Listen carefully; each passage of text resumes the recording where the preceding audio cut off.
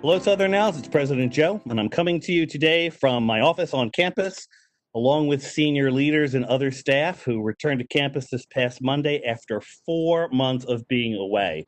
So it's actually great to be here. The weather is beautiful, campus is beautiful, and I can tell you that campus is awaiting your arrival. We cannot wait for people to be here on site.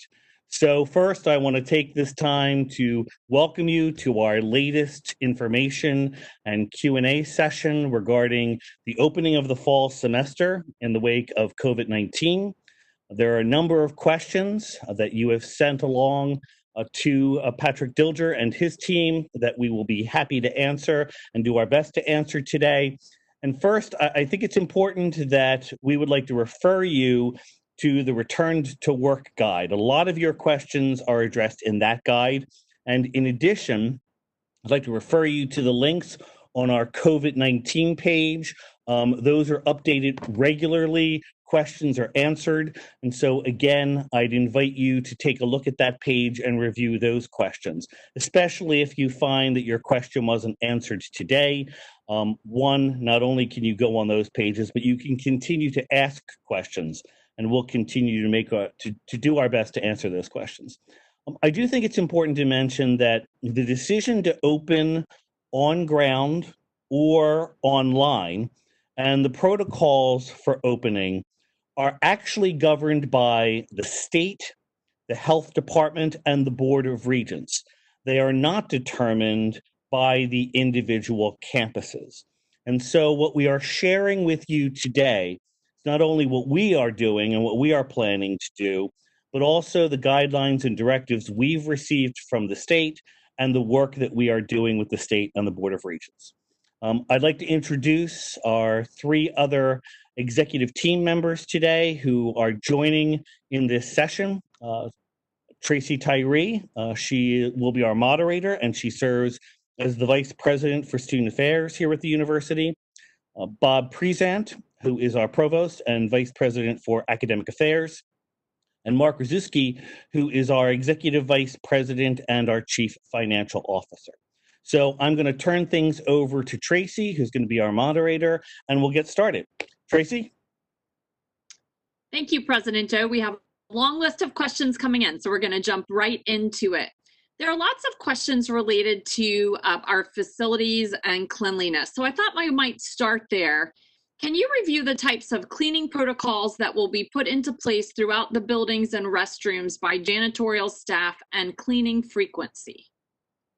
So why don't we have Mark address that? The facilities area actually falls under Mark's purview, and he and his team have been doing a great deal of work on preparations related to cleaning, facilities, PPE. So Mark, why don't you share where we're at this point? Sure, and you've also seen, I'm sure, as you roam around campus, additional plexiglass barriers in reception areas, signage. We've done a lot of signage and a lot more to do. But in general, talking about the issue of cleaning, the return to work plan, really on page 9, if you want to be precise, contains a complete list of things we'll be doing in addition to things we normally do to maintain cleanliness. Bathroom disinfecting will be twice a day on all shifts using a new tool called an electrostatic sprayer, which will allow us to cover all surfaces in a room quickly rather than hand wipe. But we'll also be doing all frequent touch points, like doorknobs and stairwell railings and elevator railings, light switches, all throughout the day. So we have a robust plan for a cleaning regime that complies with all of the state and CDC guidelines. And so we're looking forward to seeing everybody back. And Mark, while we have you here, would you like to share a little bit, because I'm sure there's going to be a question about PPE and Sure. where we're at with that? Well, as we've said many times before, and if you were to go over to facilities right now, you'd see 85,000 masks. We have what anyone would say is a large supply of masks. Right now, we're in the process of distributing the first tranche of masks to everyone via the mail system. So you probably have already seen some show up in your office. There's masks are washable. There's 5 masks per pack. We're sending every employee and student will get a pack. And we have uh, disinfecting wipes appearing all throughout campus and wipe dispensers that are going to be easily accessible. Many of them are already up. There's many more coming in. So we've got uh, a large amount of cleaning and protective materials available, both not only to the cleaning staff, but also to everyone. Thank you, Mark. Tracy? Well, let's stick with that topic of masks. How are we going to handle students, or let's say even faculty and staff who refuse to wear a mask? Well, Tracy, why don't you talk a little bit about the student piece, and Bob and Mark, perhaps you can chime in about the faculty staff piece. Well, and I can share that because I am leading a team that is beginning to work on this. So we don't have all the answers in place just yet, but we have a team that is really taking a look at how do we educate our campus community around the requirements that COVID is imposing upon us, and then how do we enforce and encourage enforcement with those policies. We are going to approach this from a community responsibility lens. We are each responsible to help another person, the other people in our environment, to stay safe. So that's the point of face masks. Hopefully we're all pretty aware of that by now. It's not primarily to keep things from coming into our mouth and nose. It's to keep others protected from the air that is flowing out. And if we all wear these masks, then we are creating a community that is safer because we're taking that precaution. And so we're going to start with this sort of compelling hope that our community cares about each other. We have this ethic of care that we will want to abide by these guidelines because that's how we keep our community safe.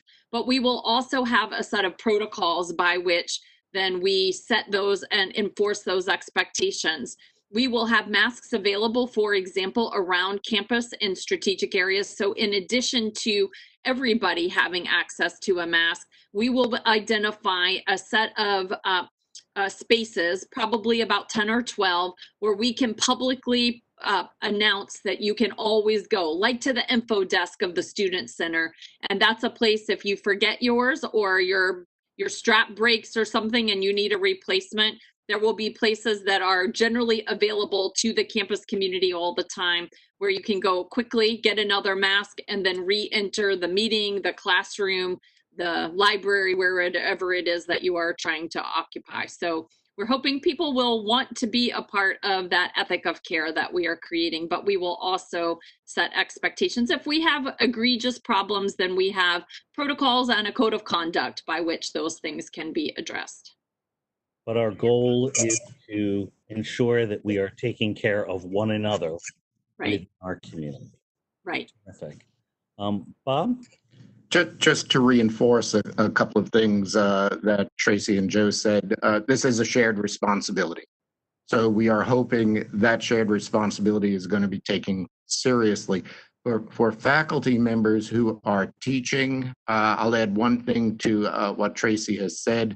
If students are not wearing a mask, let's hope it's only that they had an issue with their mask or they forgot it. I believe you will have some extra masks available to distribute to students as needed. In terms of our own protocols in our office, I think we're all going to take this responsibility seriously enough. We've all heard redundantly now that wearing masks is the #1 thing we can do to help curtail this viral spread. So again, just to reiterate, it's a shared responsibility, and I know we're all going to be following appropriate protocol. And Mark, I don't know if you have anything to add from the staff. Don't really, because the staff and the faculty both operate under the same protocol of caring for students first. So we all anticipate very high compliance with mask requirements. Terrific, thank you. I'd also like to encourage folks. I'm sure that many of you already have masks.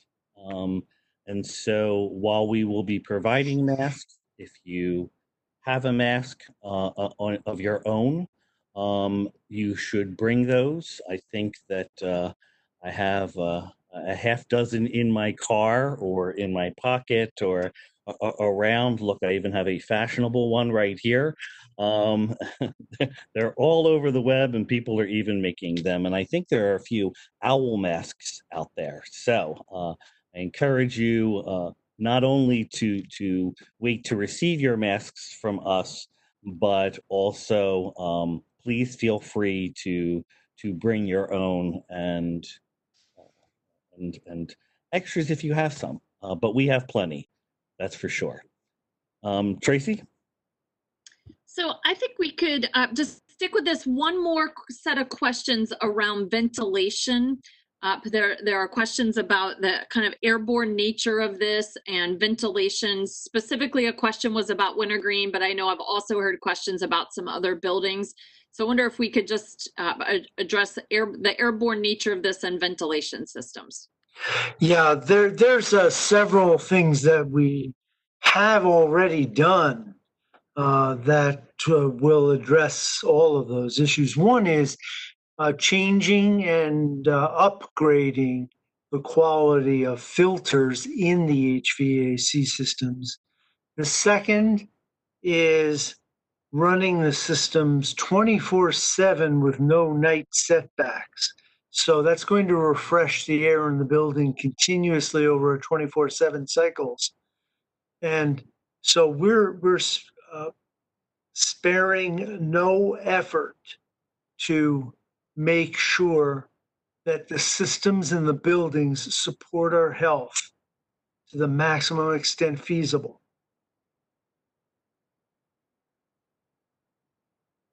Terrific. Thank you, Mark. So there's been a great deal of work that has been done with air handling systems. We'll continue to engage that work. I do think it's important to note that some of the buildings are different than others. So they've required different strategies based on the year that they were built. But in all cases, we are taking action steps to ensure that the air quality is as clean as possible, given the particular building and system that's in place. Exactly correct. Terrific. Trace? Let's move to the topic of testing because there are multiple questions about testing. Well, and I'm going to put two of them together because I think they can be streamlined into a response. Will faculty and staff members be required to be COVID-19 tested prior to returning to campus or throughout the semester? And why are residential students and staff being tested, but commuter students are not? Thanks, Tracy. Well, let me respond to this first in an overarching way from the 30,000 foot level, if you will. We have received initial guidance from the state Department of Public Health and from the Board of Regents, which essentially follows the guidelines of the State Department and the CDC as it relates to testing. Right now, we are expecting that as COVID-19 and the infection rate changes in different parts of the country, that may in fact change the guidelines for testing. In fact, as of today, I expect that within the next couple of days, we may receive some new guidelines related to testing. So while we'll answer the question based on the information we have today, that is subject to change at any given moment. As an aside, I will say that this has been a moving target for us. As you know, we don't control the virus, and it will do what it is going to do, and we will do our best as individuals and as a community to mitigate the virus. But because of the changes, the protocols can vary, and so being flexible, being able to adjust at a moment's notice is something that is extraordinarily important. Right now, the faculty, staff, and commuter students are not required to be tested while on campus, but our residents, hall staff, and our resident students are. And Tracy, you want to talk a little bit about that and what we're doing? Well, we are still waiting. So one of the next questions is about, is testing going to be available on campus? And we are still trying to assess how testing will happen. The requirement is that residential students have to have been tested no further than 14 days prior to the move-in date that we identify. And we are still finalizing the details of the move-in dates, but they will be just prior to the beginning of classes. 14 days prior to the move-in date, a student will have to have been tested and submit documentation of a negative test to be allowed to move into the residence halls.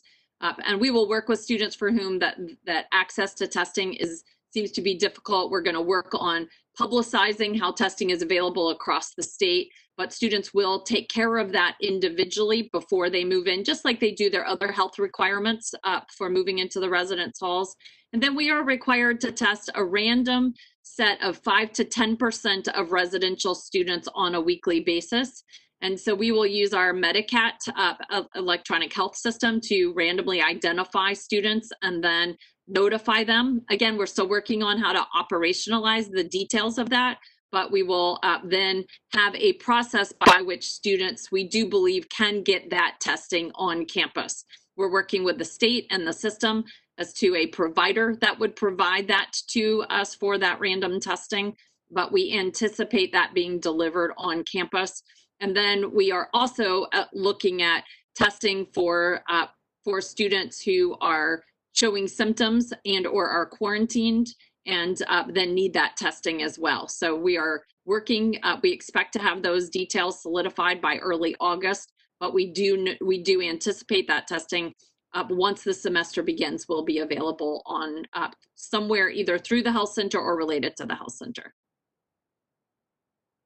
Terrific. And we'd like to encourage folks on faculty and staff, if there is an opportunity for you to be tested externally, then we certainly would encourage you and support you in doing that.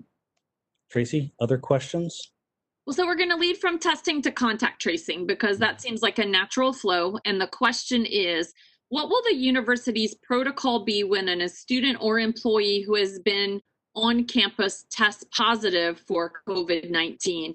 And there are a series of questions that really, will there be contact tracing? Will others who've been in contact be informed, et cetera? So questions about what does contact tracing look like? I'm smiling because I know this is also a work in progress, which I know can, I guess I want to acknowledge that this uncertainty can be very unsettling for folks. And so with related to testing and contact tracing, again, this is a work in progress. We're confident that the state will give us the guidelines that we need in partnership with the other CSUs and the other higher education institutions of the state. Right now, I think that we are exploring multiple options for contact tracing. We've actually explored the possibility of using an app in conjunction with the with the state and also internally. But we are also looking at on the ground contact tracing, utilizing our College of Health and Human Services through our public health department and our social work department with some of our faculty, graduate students who are in those programs. But perhaps Tracy and Bob, you can share some more specifics. Yeah, so it's an interesting, I've had 2 conversations this week with my own team members who've asked questions. What if a student employee gets sick? What happens? And so I think it's helpful just to talk through what is a general idea of what contact tracing is, which is when the university becomes aware that someone who is on campus, works on campus, has classes on campus, has been on campus, that is identified, will go through this contact tracing process. And the people you're just naming are contact tracers who will be well trained. They go through a course to be expert in the contact tracing process, will then communicate with that person who identifies as positive. And there is a set of criteria that they will ask. And that's a CDC set of criteria about where they have been, who they have been in contact with in meaningful ways. I think it is a 15-minute sustained contact within like a 48-hour period preceding the point at which they were tested positive. Anyway, there is a set of criteria that contact tracer will employ and gain a list from the person of where they've been and who they've been in contact with. And then everyone on campus that they've been in contact with will be notified. And we have a quarantining and isolating process by which if they live on campus, that can happen on campus. They may go home. Our commuter students, our employees, if they need to quarantine or isolate, will do that in their personal homes. And there will be a whole set of criteria of what that looks like. And if we identify people that have been in that close contact with the ill person, the person who's tested positive, that are not members of our campus community, we report that to the Department of Public Health and they do the notification from that point. And so the offices, the classroom, the faculty members, nobody has to do that work or think about how to identify who was at risk or not at risk. That happens through we may ask help, but that happens through the contact tracing process and protocol that will identify then who needs to take next steps. So hopefully that helps understand how the process works. So Tracy, it seems as though with regard to contact tracing, that is a bit more set in stone at this point, in comparison to we're still waiting word on some testing. Right, there are things we're waiting on, like what software are we going to use to actually do the tracking. But the protocol for contact tracing is not even a university protocol. We're utilizing training out of Johns Hopkins that is widely available and is a standard protocol for how that works. And so I think that our hope is that within the next couple of weeks, as we move into the first week of August, that we will have nailed down from the state and from the Board of Regents the specifics related to contact tracing and testing that we will be able to share with the community. So soon as we have that, we will definitely be sharing that with the community, and we appreciate everyone's patience as it relates to this. Great. Terrific. Next topic, we're gonna shift gears just a little bit and talk a little bit about classes, if we might. We have a question regarding hybrid classes. What is the maximum capacity of students I can have in a classroom at once? Can a class period be broken down into 2 sessions? What is the expectation of student attendance in the classroom? So you get kind of an idea of what, Bob, they're trying to understand about hybrid classes. So a very important question that a lot of people have spent a lot of time navigating. Our facilities team has done a really excellent job determining our square footage in every teaching space available, some unpredicted teaching spaces we haven't used before. to maximize areas where we can be on the ground or in hybrid courses, offering learning opportunities for our students. Each one of those determinations has been made using a 6-foot diameter. I'm sorry, a 6-foot radius, not a diameter, a 6-foot radius around individuals to calculate the maximum number of students or individuals we can hold in a given space. That's all been predetermined, and we have those numbers. The deans have seen them if you'd like to have them shared. Larger sections, I think the question is, can we divide larger sections into multiple sections or into 2 sections? In part, that's already been done. I know there are some courses that are using shared laboratories for a given section to reduce the population in one space. So that's a blended one section, but over a wider area. And then there are some courses that were large enrollments that already have been divided in 2. I think that's already been done. The chairs have done a really nice job in calculating those needs and those numbers. In terms of attendance policy, there is no change in policy. We expect our students to be coming to class. Bob, if we could stick with questions about modality in teaching, should faculty members be able to make good professional decisions about the modality of their courses up to the time of the semester's beginning? So that's also a really important question, and I've been really impressed with our departmental work. The chairs and faculty working with our deans have worked out the courses that are going to be on ground, are going to be hybrid, that are going to be high flex, and are going to be fully online. When you do the math and you add up all of the, for instance, on ground and hybrid or high flex courses, it amounts to about 36% of our total classes that we're going to be offering in the fall. So a large preponderance of our courses are already online. Whether we could make the shift at the last minute is that would be difficult. Our students have created their schedules, working with their advisors, or in the process of creating schedules. And predictability is important to both students and our departments and faculty. So I would be reluctant to say we could easily change modality at this moment.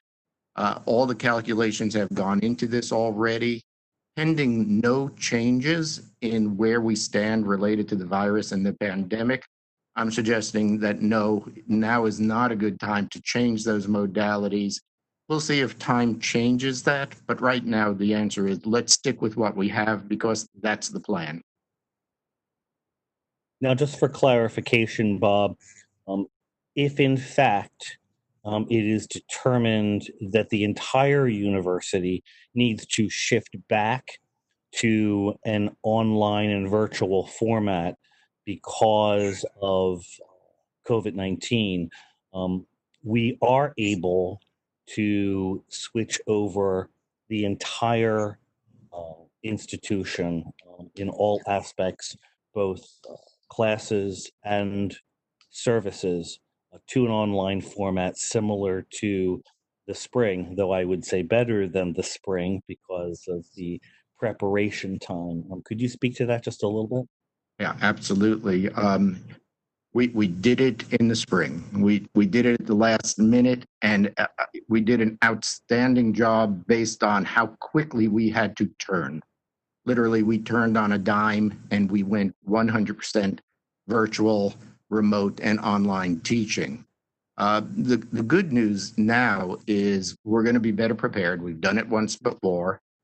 Our preparation is different because, as many of you know, during the summer and just before the summer began, we had our IT and Office of Online Education offering a number of pretty well-attended workshops to better prepare us for what the fall might bring, to better prepare us for the already predicted hybrid and high flex courses, to better prepare us if we need to go fully virtual in our education.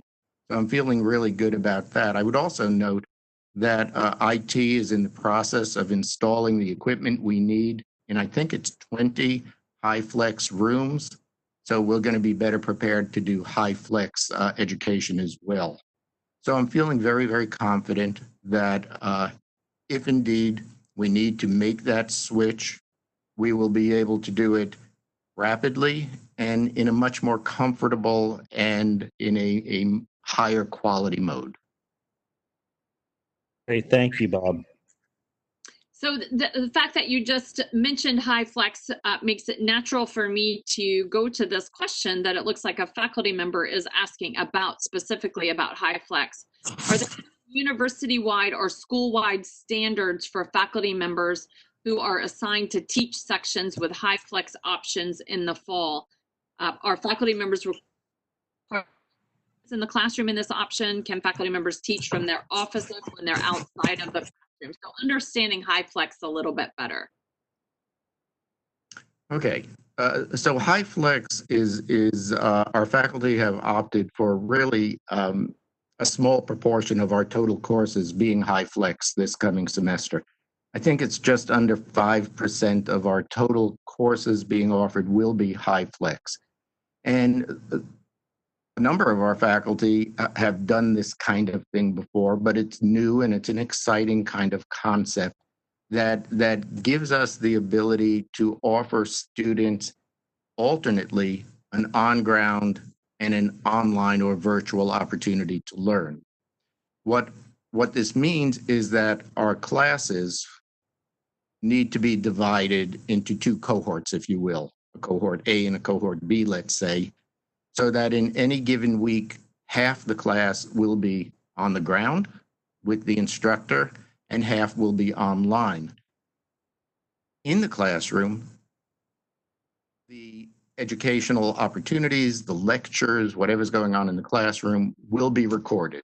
That's the installation of the new equipment will allow us to better record what's happening in the classroom, which means for students who are not physically in the classroom at the time, they'll be able to either tune in while it's happening or it can become part of an asynchronous education opportunity.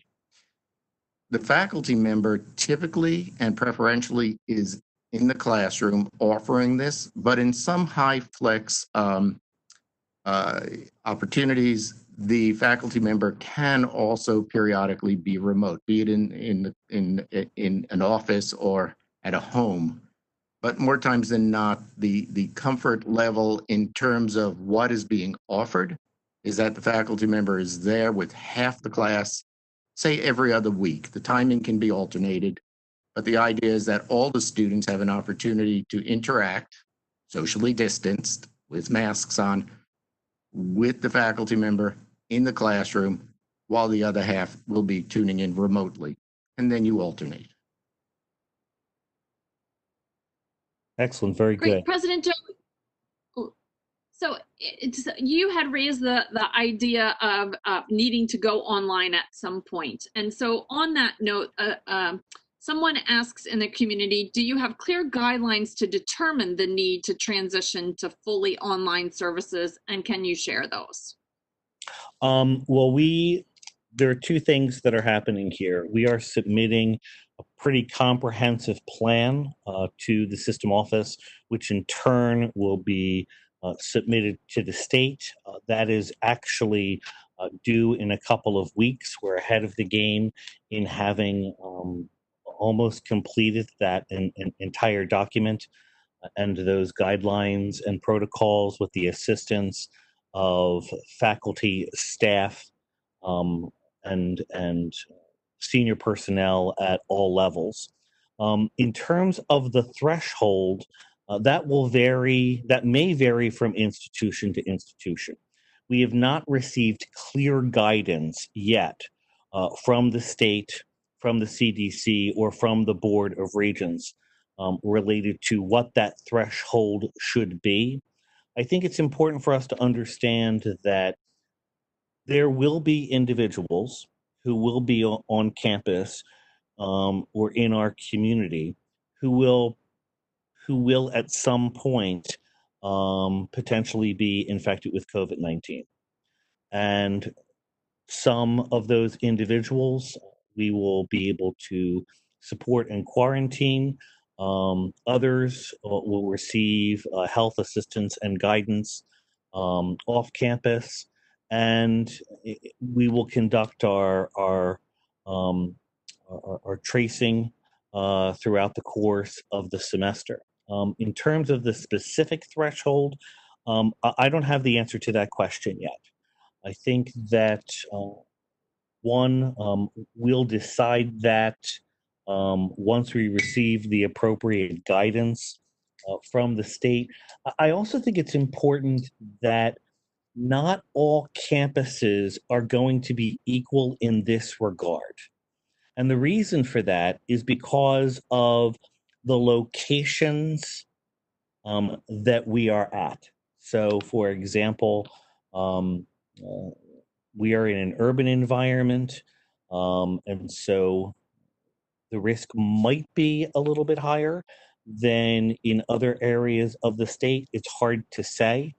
And so how we might respond based on the number of cases, and if we have to shift over to entirely online, that doesn't mean if one campus does that, that all campuses would do that within the CSU system. I think it really depends on what is happening on their specific campus. But again, we don't have the specific details on that, but we're ready to respond when we receive them.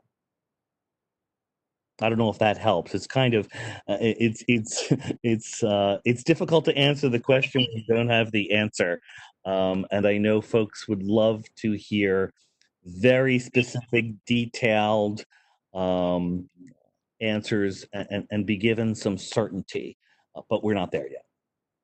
It's when you look at the calendar, it's like, oh my goodness, classes are in 5 weeks. And thank goodness we still have 5 weeks to figure this out, right? It's coming fast, but we do still have some time. And we do have some timelines by which we anticipate being able to make decisions at the end of July, the beginning of August, and then we will communicate them as quickly as we have them and are able to share those details. But we appreciate that it's frustrating not knowing, because there's so much that when there's so much we can't control, then you want to be able to know the things that feel like they are controllable in some way.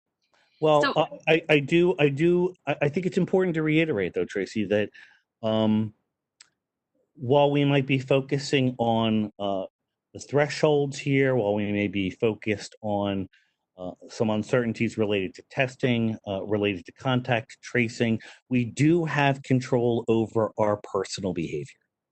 We have control over ensuring that we wear a mask, that we socially distance, that we take care of ourselves, and that we watch out for each other.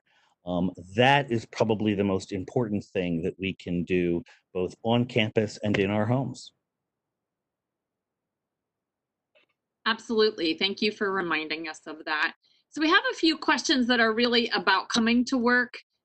And so I'm going to ask those sequentially. If I have an immune compromised elderly family member at home, do I still have to come into work even if I can do my work from home?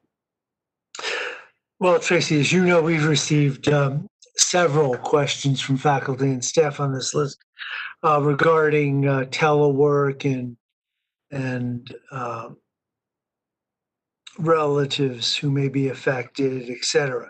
So there's a couple of options that are available. One of them, first, if an employee and their supervisor are mutually interested in continuing telework, they should reach an understanding about their fall schedule, obtain an endorsement from the appropriate university administrator, reduce the arrangement in writing, and then forward it to Steve for who will approve it. In sum, where there's an existing telework schedule that meets the operating needs of the university and the personal needs of the employee, the university has no interest in disturbing that arrangement where no business justification exists for the employee to return to campus. Another option is that employees who are at high risk for contracting COVID should obtain a medical exemption from returning to campus and continue to telework. These employees should also reach out to Steve Weinberger, who's going to guide them through the process and has already begun doing that, actually. Um, his plan is to grant, in fact, the university's plan is to grant exemptions liberally so that if an employee does not suffer from a medical condition but lives with others with a high risk factor, he's going to be able to offer some relief based on the medical documentation. Accommodations for employees with disabilities, that's a well-known process that can be under the ADA as administered by Paula Rice. But based on what we're seeing so far, the medical conditions we're seeing now are not necessarily falling under the category of a disability covered by the ADA. But we are happy to evaluate such claims as they arise. And then finally, there's just a number of leave programs that continue to be available and may meet the needs of faculty and staff. Thanks, Mark. Just because we might have people that are listening that are not familiar with the name Steve Weinberger, he's the new Diane Mazza. So he joined us and he's the new lead for HR, Chief HR Officer, if you're wondering who Steve Weinberger is, because you haven't heard his name before. And I assume that what you've just said, Mark, applies to this question. After returning to campus, if you do not feel safe, can you return to telecommuting? It would go through the same process of starting with a conversation with one supervisor.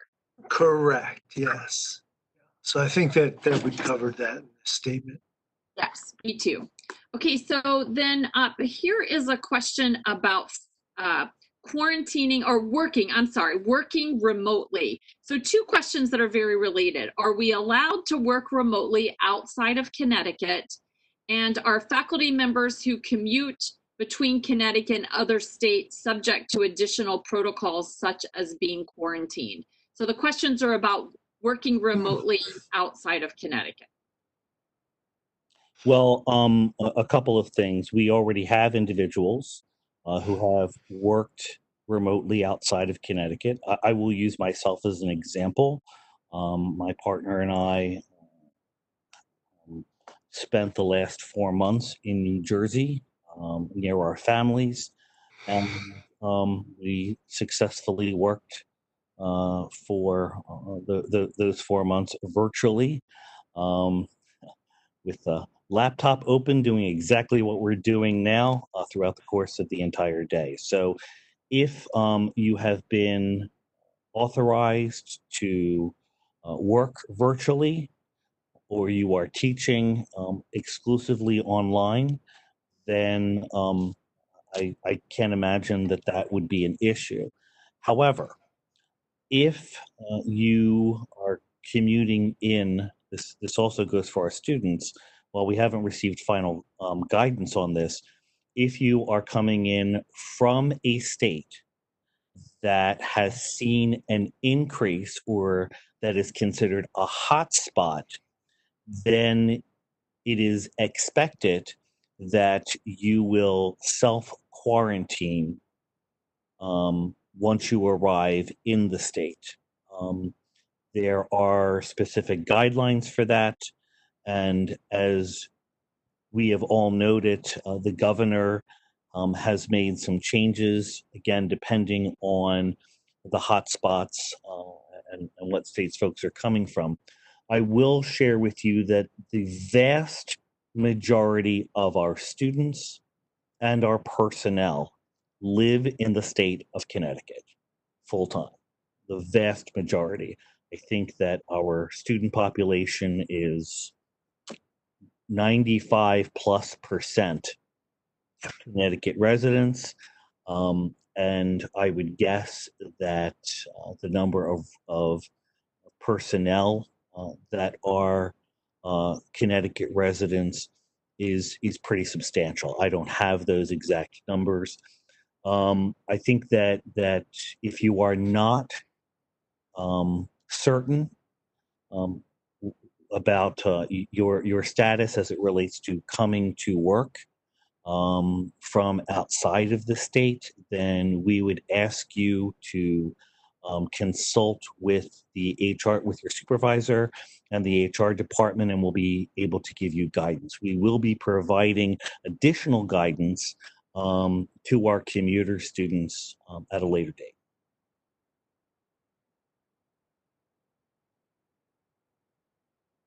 Mark, we have one follow-up question that relates to what you were just talking about. The BOR recently stipulated that faculty staff must have an ADA accommodation documentation to work remotely. Will this impact those who have already received approval to teach online, or I would add work online? So if someone just navigates with their supervisor or in their delivery modality, they are able and choosing to work remotely, is there a reason to still go through the ADA documentation process? No, this does not upset existing arrangements. This is not a new policy, really. We're working with an uncharted level of uncertainty, and we're just evolving as needed. But no, this does not change in any way existing accommodations. Great. And I think it really was just if you, existing accommodations, well, existing just decisions. So I've already got my course schedule and I'm already teaching online. So I don't really need a reason to not come to campus because a documentation for whether I need to work at home. No. Already working at home. No. So Bob, a question, if you don't mind, for you that is, what happens when faculty members get sick? Who is going to teach their classes? So let's first hope nobody gets sick. Let's start right there. And if any faculty member does get ill for any reason, the protocol we'll follow is essentially the same protocol we have now. That is, there will be hopefully an opportunity, depending on what kind of illness we're talking about, to transfer to an online or virtual type of education for the students, if the faculty member is able to do that. If not able to do that, then working with the chair of your department, you find a replacement, a temporary replacement to fill in as possible. I know in many departments, because we have such caring faculty, sometimes you cover for each other, and that's really an important thing to do. But that's going to be a case-by-case issue, and that'll be worked out mainly within the department, I think. If there are extenuating circumstances and the possibility exists that a faculty member is going to be out for an extended period of time, protocol will be the same there as well. In finding, if you're not able to teach remotely, finding a temporary replacement to fill in.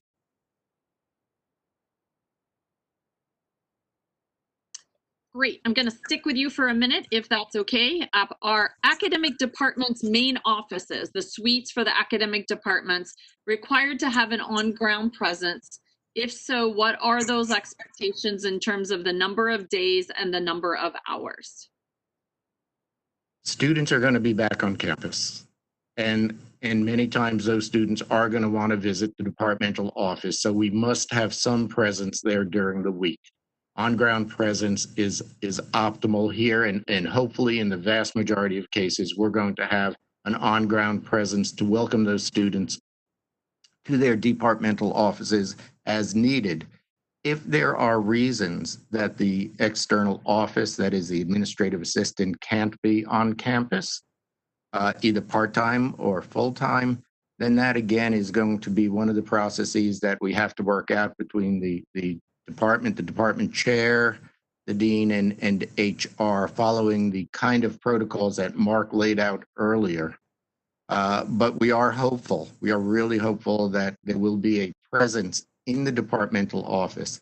In cases where there is no on-ground presence, even for a very short period of time, students are still going to be coming to the offices. They're still going to be seeking guidance and help from the office. So it will be critical to post hard copy on the door and certainly on your departmental websites where our students can go, who they connect with virtually to receive the kind of help they're looking for. So please remember to post hard copy and online copies on departmental websites, that kind of connection, that kind of contact information for our students. Terrific. So one faculty member would like to teach outside. Do we have the option of having outside classes on campus grounds or other parts of campus than the classroom? And if we teach outside, is there any chance that chairs could be provided?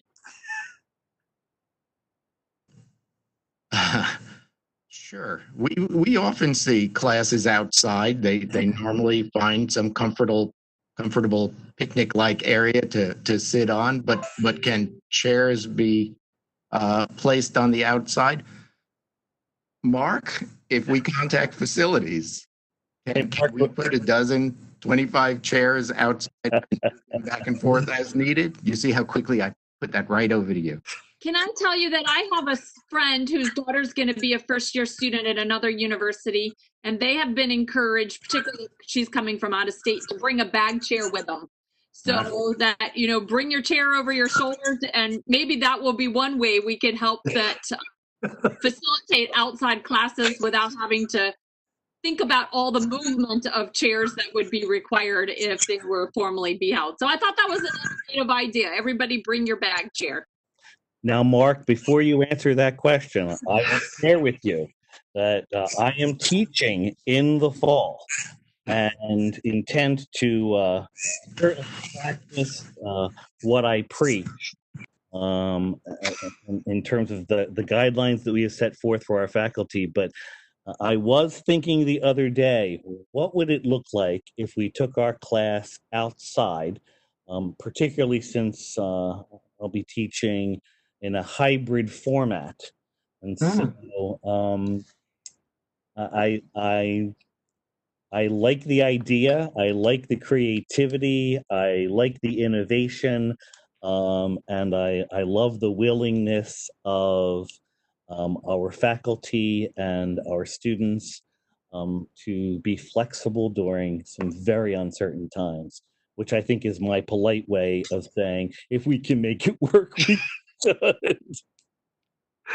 Well, I think we would all like to. The idea of having a class outside on a warm fall day, it sounds positively idyllic, and that is something we sorely need here now. So, yes, I want to help facilitate that earnestly. Terrific. Thank you. We have a question about this idea of working both on at home and on campus and related to technology. Since I'm going to work on campus 3 days a week, work from home on the alternate days, how do I manage with my desktop computer? I can answer that. I think that you should have already talked to your supervisor about this issue.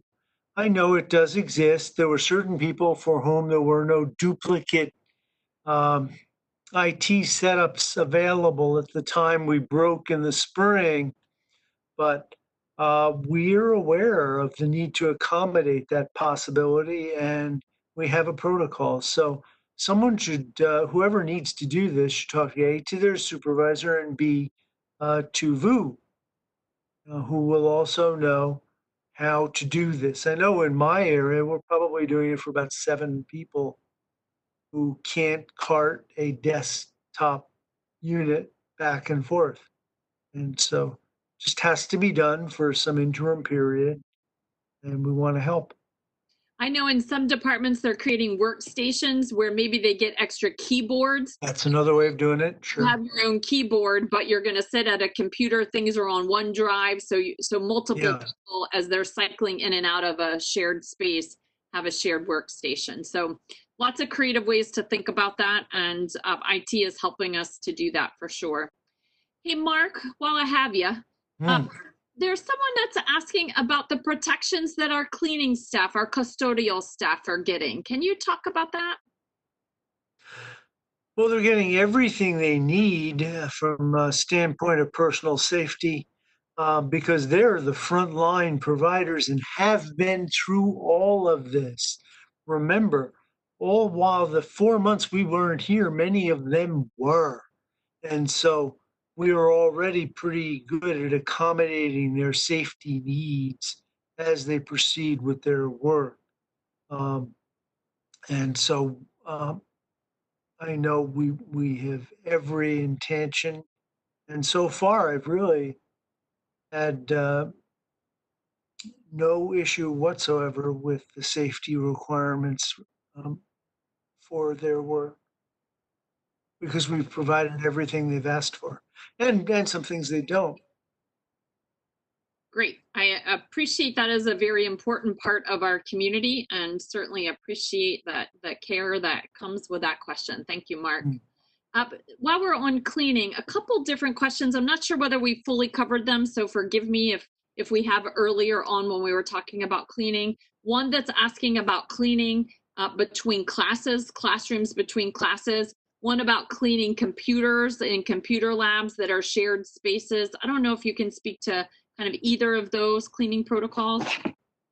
Well, remember, it's theoretically possible. It's not theoretically possible. It's actually going to happen that you could have, on an average fully populated class day, over 200 classrooms turning over in a 20-minute period. It's not actually possible to literally clean every desktop, but you could take some of the wipes that are in the room and the instructions that will be posted in the room. And if you as a student or a faculty member wanted to clean your desktop, you'll be able to. But is it possible to literally clean every desk in every classroom every 50 minutes? No, that's not going to be happening. But we think that at the end of the day, with the hydrostatic sprayers happening overnight on the 11 to 7 shift, that's 11 p.m. to 7 a.m. shift, the third shift, that classrooms will in fact be well sanitized every day. And I think what I know from our computer labs is some of that will require some self-cleaning. That like in a gym where you clean after, maybe you clean before. Exactly. The materials will be available in the labs, but students or whomever is using those workstations will do some of the cleaning themselves, because we cannot staff all of those all the time to ensure that someone is cleaning in between. So that's where it's a community effort. And exactly. Yeah. Great. And the gym is a great example. Yes, good. And you've become a frequent visitor at the gym. It just reopened. That's great. Excellent. So another important population of our campus are our food service workers, our dining in the student center and in Con Hall. And the question is, an article on patch.com reported that 182 Chartwell staff members from campus dining services at SCSU were permanently laid off from their jobs. What is happening to their jobs and dining services? Mark, you want to? Sure. Yeah, I'm happy to discuss that. We shifted providers from the old one, Chartwell's, to a new provider, Sodexo. And so all the employees that were laid off by Chartwell's are going to be picked up by Sodexo. In fact, they probably already have been.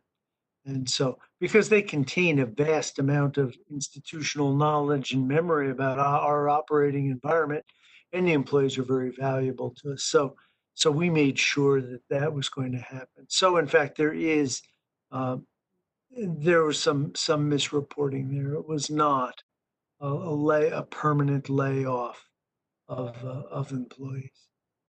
It was just the formality of Chartwell's discontinuing their employment with them.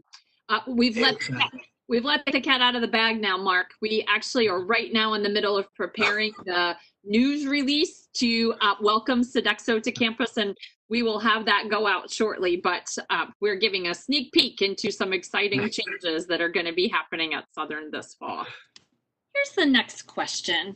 There's an interesting kind of how we're getting back to business and specifically asking about Wintergreen. Will there be any kind of check-in area in the lobby of Wintergreen? And who will be staffing that and enforcing mask requirements for staff and students who are entering the building? And I'm going to wrap into that, Mark. I'm going to ask you if you don't mind answering that, because the mail room is in Wintergreen. As Wintergreen goes open again, how does mail delivery reconvene is not the right word. How do we do mail delivery again? You're muted. Mark, you're muted. Oh, sorry. Let me take the first question first, which is there going to be a reception desk in Wintergreen? Yes, and in fact, actually, I think today they just picked the color of it, so it's going to be bought over from surplus shortly, and that's going to be staffed by students. But yes, because Wintergreen is a high volume of people coming and going, by the nature of everything that happens there is our one-stop shop. We do want all students to wear masks, and we'll supply them right at that station. Regarding the mail should have already begun, resumed, and so there'll be more mail delivery as we settle in. So if you haven't seen your mail person, you will by the end of the week. So. Terrific. I know I was talking yesterday to my team and they were asking about mail, and part of it is whether anybody's staffing the office to receive the mail. That can be a little bit challenging in and of itself. So I appreciate that. Bob, so Wintergreen is one of our most populated buildings. Another one is Bewley, and some people are asking about accessing books. Will we be able to check out books at Bewley? When are the overdue books that we haven't returned due back? If you can help us with that, please. And Mark, I think you need to mute yourself again, please. Sure. I think we're all missing Bewley, a well-occupied, popular venue on campus. And the answer is yes, we will be able to check out books, albeit through a different process. The book stacks are going to be closed to public access. Only our librarians are going to be able to get into the bookshelf shelving. They will, by appointment, retrieve any books you need or other material that might not have open access. So all you need to do is connect with our librarians and let them know what your needs are. They will retrieve the books, bring them out for you to pick up. And upon return, by the way, those books will go into isolation. They'll be spending 3 days in isolation in separate rooms for decontamination. They have that very well worked out. Our library team, under the direction of our library director, Clara Agba, has done a really good job putting a reopening plan together. And I think they're as well planned as any I've seen. In terms of overdue materials, the library will not be charging any fines. If you have materials that you haven't been able to get back to them, that's fine. Get them back to them by the beginning of classes early on in the semester, and there won't be any fines associated with any overdue material. Terrific. President Joe, I think we're down to our last question. And this is really about people coming to campus other than faculty, staff, and students. Are there protocols for non-students and faculty who are visiting campus? Well, technically, no. While we will continue to follow whatever guidelines are issued by the state and by the CDC and the state health department, it is important for us to remember that we're a public institution, and as such, we do have an open campus as a public entity. It's also important to remember that we don't have one single entrance to the university. And so it is more difficult than if we, in fact, had one to monitor individuals coming and going from the campus. We do have at various points throughout the university campus um, police or public safety um, officers at and um, parking attendants at the various faculty and staff parking lots. So we are able to monitor in that regard. But in general, those areas that would be monitored are, for example, Wintergreen, where there will be a front desk. There are other areas of the university that has front desks where folks can be monitored. But in general, we probably will not be able to monitor in a robust way visitors to the university. However, we are able to do that in our residence halls. And Tracy, I know you and your team have been working on that. Perhaps you might want to speak a little bit to that. Sure. We have modified the visitation policy for our residential students to include only truly immediate family members and other residential students that already are members of that community. I will say, to be honest, some of our students are a little disappointed about that because it feels hard to not have your commuting friends or other friends be able to join you in your space. We also have had to limit the number of students that can just be in a residence hall room to one person beyond the two people who might live there. It is in the interest of safety and wellness that we are putting this sort of conservative policy into place. And as we monitor the situation, we certainly will consider whether we can loosen that up a little bit. But given what we know today, and we are being consistent with many other colleges and universities, best practice tells us that we need to have a smaller kind of circle of visitation until we get this COVID a little bit more under control. So that is the plan for now. Great. And Mark, if you could unmute and share with us a little bit about what information guests might receive. I know we have signage and making requests of folks to wear masks, etc. Perhaps you could share a little bit there. Well, and there's also going to be an enhanced check-in procedure for contractors and vendors. Mm. And so they will have to, we're going to have them use an app that links to us to make sure they've had no symptoms before coming on campus. So, and then when you come on campus, you're going to see a whole bunch of directional and informational signage that was not there before. And it's going to make sure that even if someone does not come regularly to campus, they'll know exactly what we expect and how we need to function. Thanks, Mark. And I think that it's important for us to remember a couple things. We're looking to be socially responsible and to work with each other in educating not just our community but our guests. Mm-hmm. So as we practice our own safety protocols and our own wellness protocols, if you see someone around campus who may not be wearing a mask or who may not be socially distancing, we're going to encourage people to engage in an appropriate way and in a polite and welcoming way. And I think that will be particularly important. The second thing, and probably most importantly, we're simply not going to have the same number of people here. The fact that nearly 70% of our classes are online means that a large number of students and a large number of faculty will not be on the campus proper every day of the week. Secondly, Some offices will be working a combination of being on the ground and sometimes virtually, so there are less people there.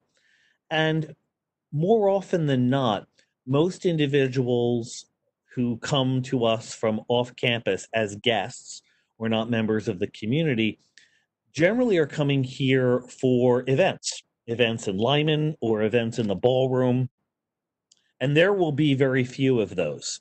Most of the events are transitioning to online or events that are much smaller in scale, that are practicing safety protocols. So again, I don't think that we're going to have a large contingent of individuals that are not part of our community that are wandering campus. So we'll certainly keep an eye on it.